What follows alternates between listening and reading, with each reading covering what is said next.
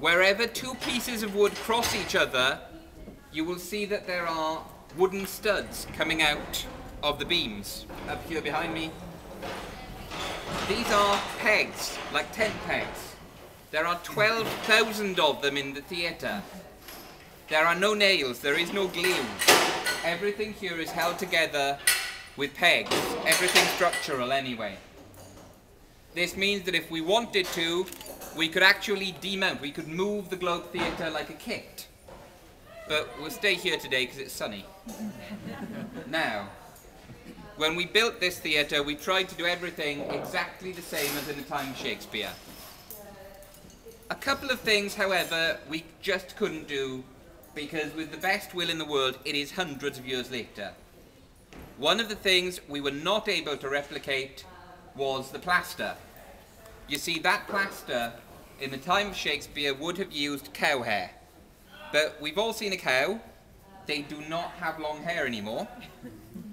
And we needed a lot of it because this theatre has thick walls and 80% of the matter in them is cow hair. Well, or at least plaster. So we needed a substitute form of hair, and the staff weren't willing to donate. So we had to use cashmere, the hair of the cashmere goat, because it is the right texture and we were able to get it in industrial quantities. Now, a couple of other things we couldn't do 100% accurately. Upstairs, there are glass windows. In the time of Shakespeare, glass windows were a very new idea.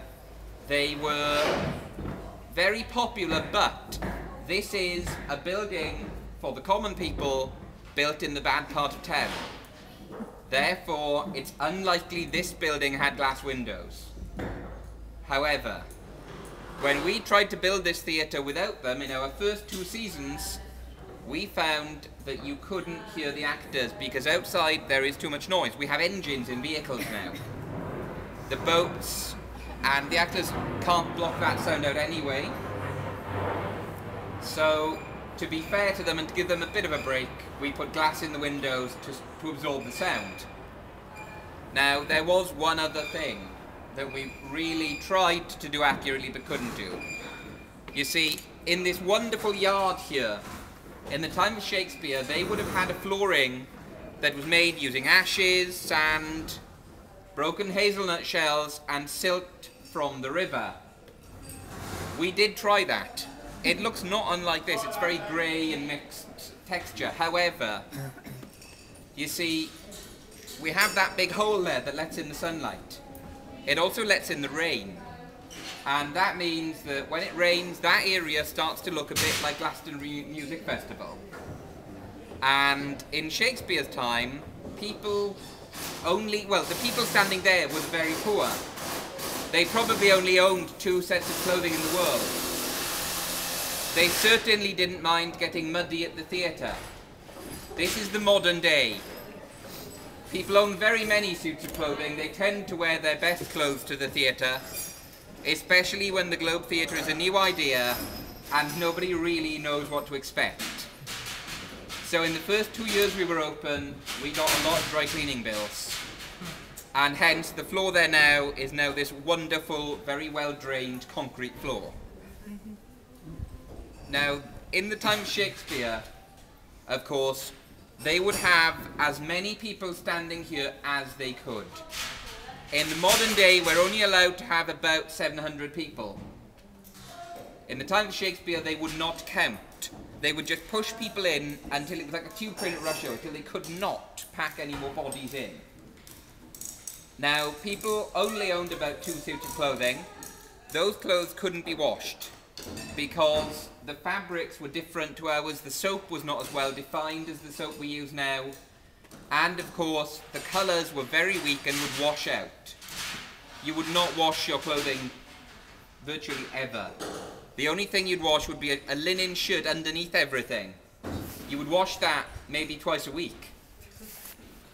Not only that, but they genuinely believed that if you washed all the dirt off your body, you'd get a disease. Because your dirt was protecting you from viruses. So, interesting smell down there. Add that to the fact that, of course, There are no toilets in the Globe Theatre.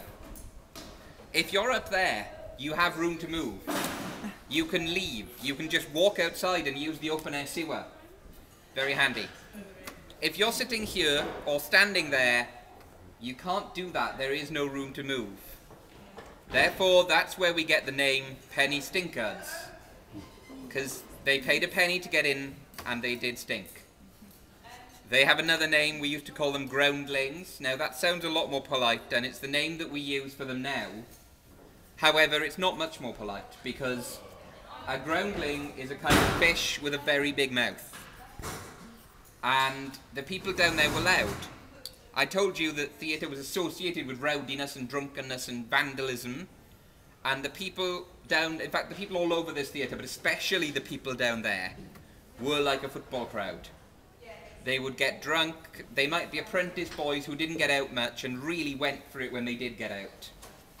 And so, when they came to the theatre, they would drink, they would yell at the stage. If two actors were sword fighting, they would just shout for their favourite actor, whether the plot allowed him to win or not.